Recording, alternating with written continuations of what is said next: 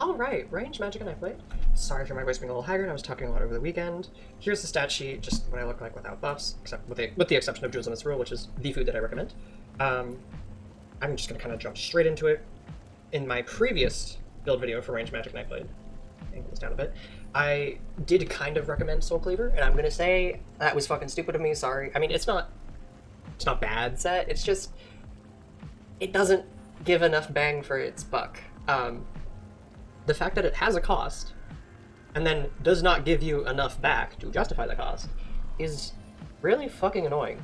If, for some reason, you didn't want to use a Mythic, and you wanted to, like, do War Maiden and Soul Cleaver that were always active on both bars, that would be interesting. I would not do that personally, because I take way too much heat when I play, and I need the damage mitigation from Markin and Rallying Cry. But if that's your jam, you could do that. But I cannot justify using Soul Cleaver anymore. It just does not do enough damage for the cost.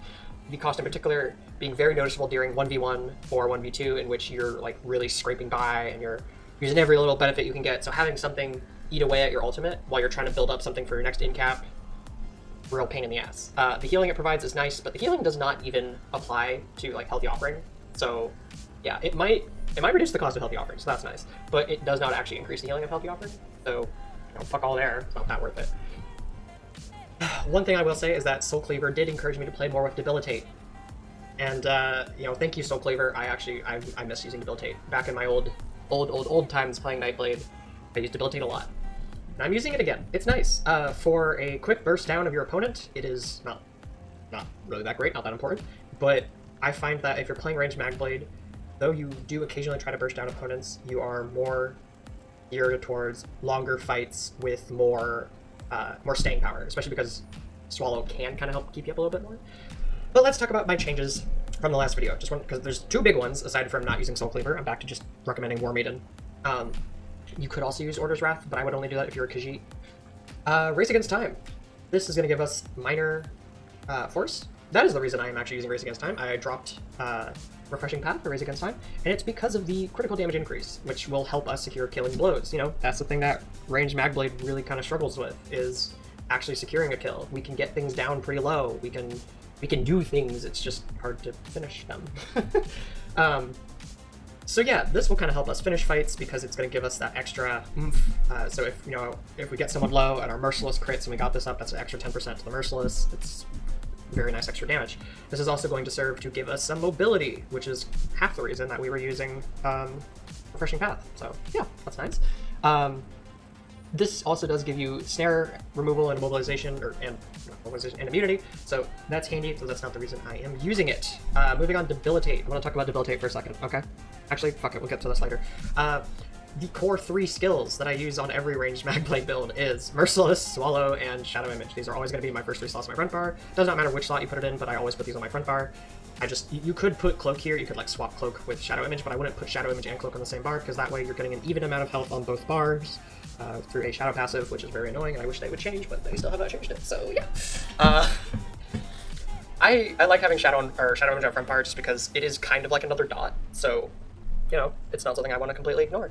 Back bar is all the same except for our heal. Just Apprehend to Teleport is obviously not a skill in the game. To clarify, I am using the Scribing skill, Healing Soul, which is the Soul Magic skill. Where the fuck is it? World Skills, Soul Magic. Yeah, here it is. So yeah, you can, if you don't have Scribing, you can still use Healthy Offering, but I will talk a little about the differences between that in a minute. So before I get to that, back bar is the same as last build video. Let's talk about Debilitate. Oh boy, Debilitate. So back when I first started playing Nightblade, Debilitate actually gave you Major Expedition. Major Expedition was a little bit harder to source back then, but the sources of it usually lasted longer. But generally, I didn't worry too much about it. I don't know, I had enough mobility that I wasn't really concerned. And it was a nice thing to use.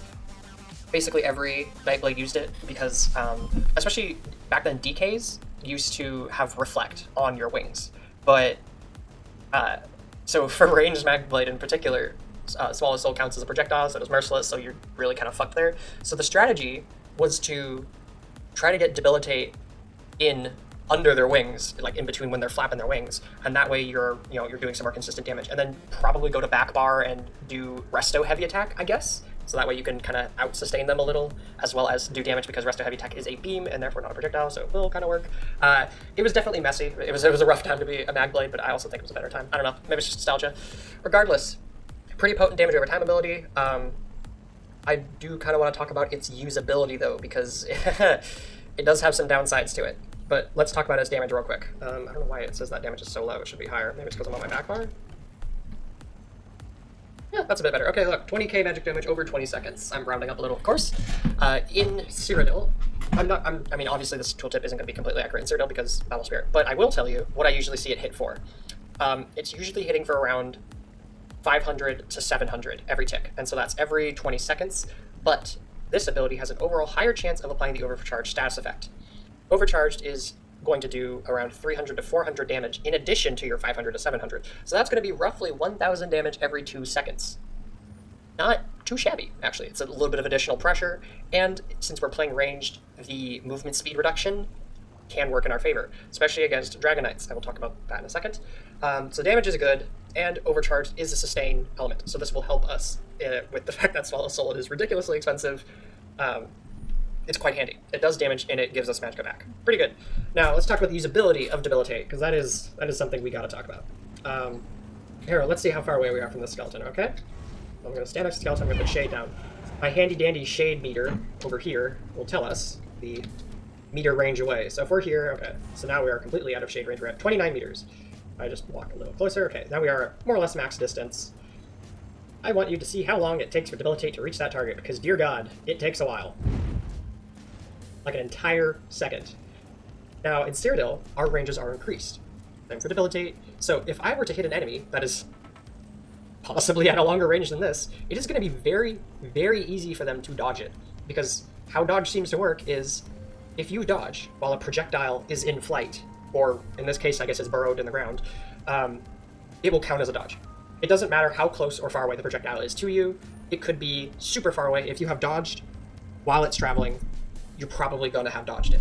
So this ability is really fucking easy to dodge, and with hybridization, the amount of dodge rolls in fights is generally higher. So you know how the big issue with ranged Magblade is that people seem to be dodging all your damage? Well, this is also one of the damages that is going to be dodged.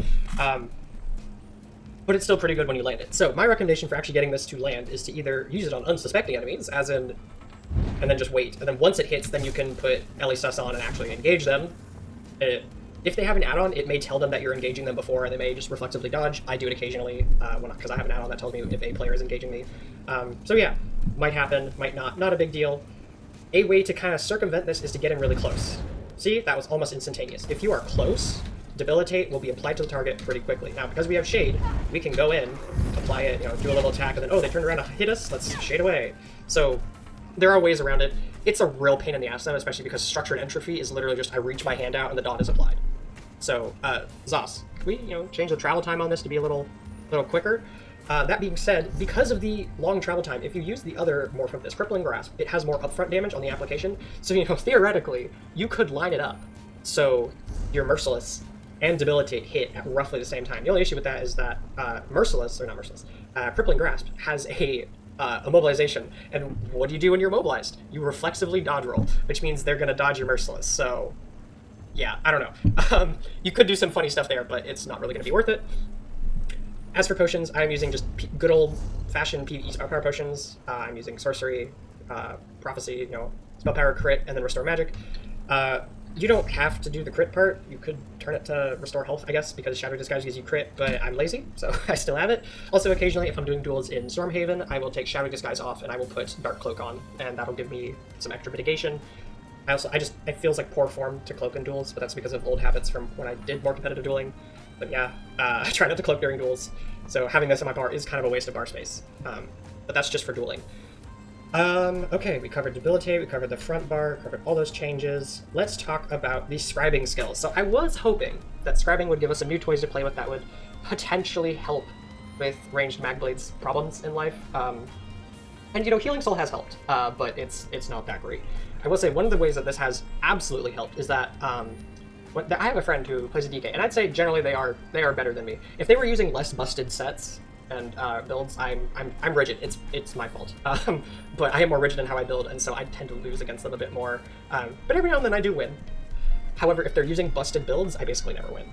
They're pretty smart theory crafter too. So I will say though, I usually stand a better chance nowadays with Healing Soul.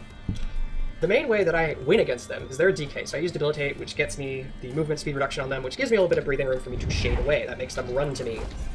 Real pain in the ass. And then they're slow. So that's handy. But in addition, I get my stamina burned really fast because, I'm fighting a DK. Now, because I don't use tripods on ranged Magblade, losing stam is kind of a problem. The only way I can regenerate stam is through seconding attacks, but that's gonna, that's gonna drain my health. And if I'm fighting a DK who's on my ass all the time, maybe I don't want to drain my health. That's where Healing Soul comes in. You'll note that I have the affix which restores stam and restores magic. Now, restore stam in particular is pretty fucking helpful. Lets me dodge roll, lets me CC break more often. It's very, very good. Now, let's compare it to good old Healthy Offering real quick. I know a lot of people complain about Healthy Offering. Oh, it's so busted. Why does a class with such high burst have such a good burst heal? Well, I'm going to be straight up with you right now. Healthy Offering actually isn't that good, especially because Coag exists, although Coag, does kind of require you to be at lower health for it to be super good, so I understand the slight, confusion there. Why is Healthy Offering not that good? Because it drains 1,000 health from you. Like, it drains 1,000 health after you use it. So it says it's going to heal me for 12k here.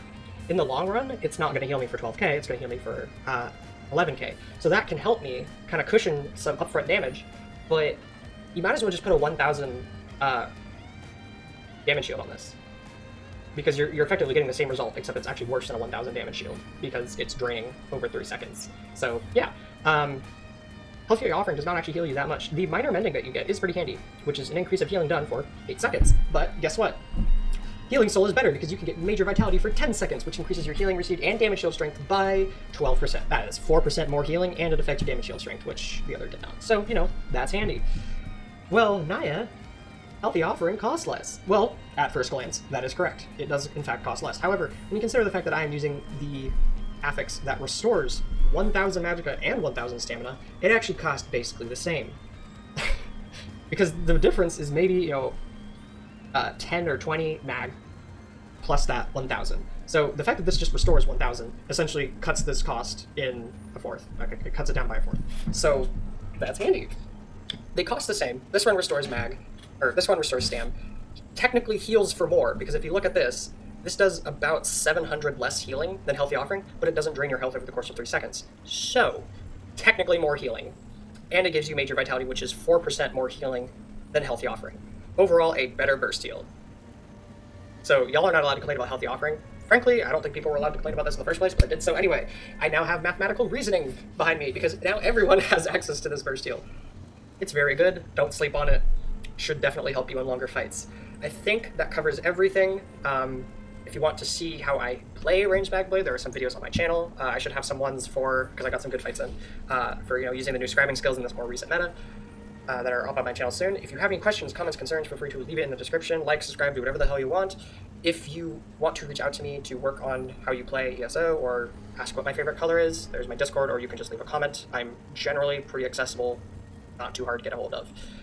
Good luck out there. Tell me how the build is, your thoughts and opinions. I've gotten a lot more recently, so I'm always curious to hear what works for people and what doesn't work. Let me know how it works for y'all, and have a great day.